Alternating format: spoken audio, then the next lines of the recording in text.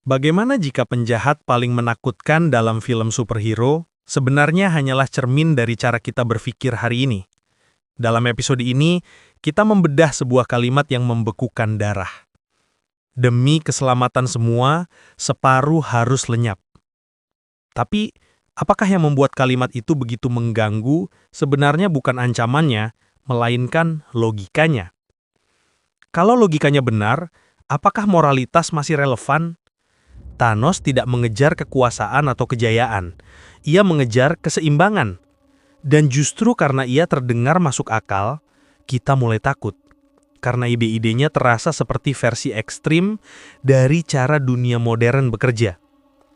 Pertanyaan untukmu, apa yang membuat suatu keputusan rasional?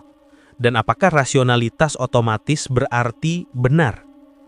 Disinilah bahaya Thanos mulai. Ia memandang kehidupan seperti persamaan matematika. Penderitaan hanyalah anomali sistem. Tantangan untuk ide kita sendiri. Apakah kita terlalu cepat menerima bahwa rasionalitas harus memimpin moralitas? Ingat, bahkan orang-orang cerdas yang tidak setuju denganmu akan berkata, logika tanpa nilai bukan solusi. Itu adalah bencana yang diberi struktur. Bagaimana jika gagasan paling logis justru adalah gagasan paling tidak manusiawi? Thanos memandang alam seperti komputer raksasa. Input, populasi terlalu besar. Output, hapus separuh. Di kepalanya itu bukan genosida, tapi optimisasi sistem. Pertanyaan reflektif untukmu.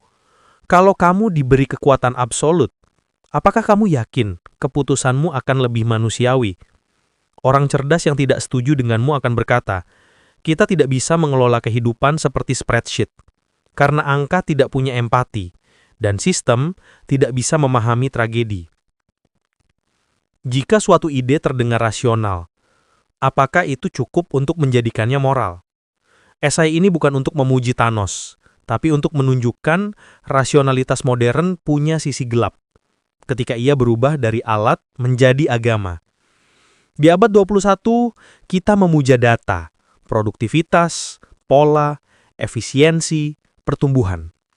Steven Pinker mungkin benar bahwa rasionalitas membawa banyak kemajuan.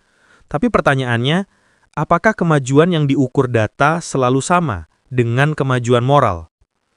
Ketika angka menjadi Tuhan, siapa lagi yang tersisa untuk memperjuangkan manusia? Masalahnya, logika bisa menjadi kejam ketika ia berdiri sendirian.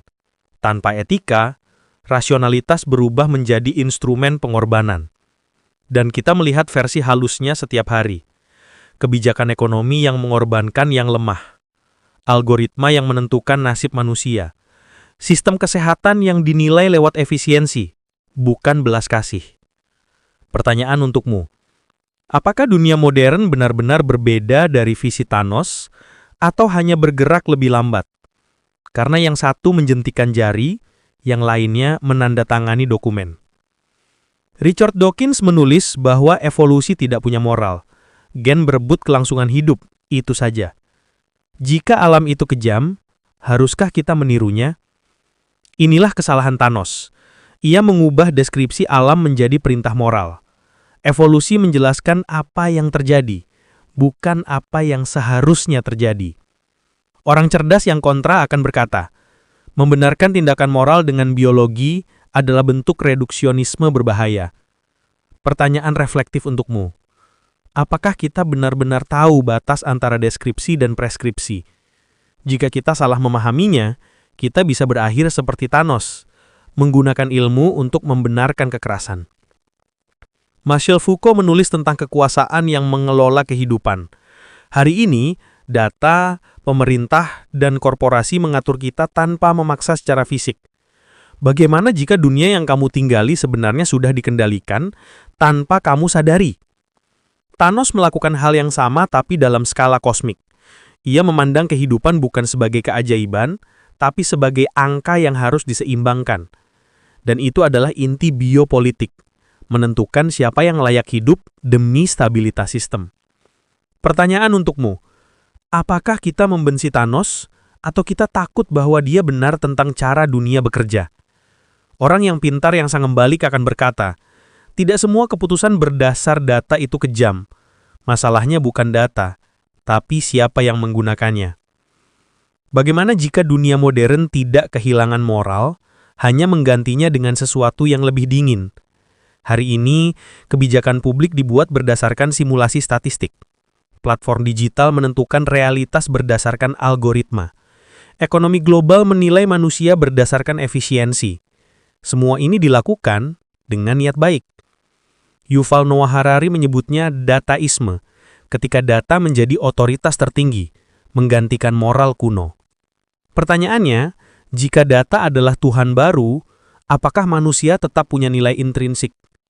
Orang cerdas yang berseberangan denganmu akan berkata, tapi sebenarnya tanpa data kita buta, tanpa rasionalitas kita tersesat. Dan itu benar.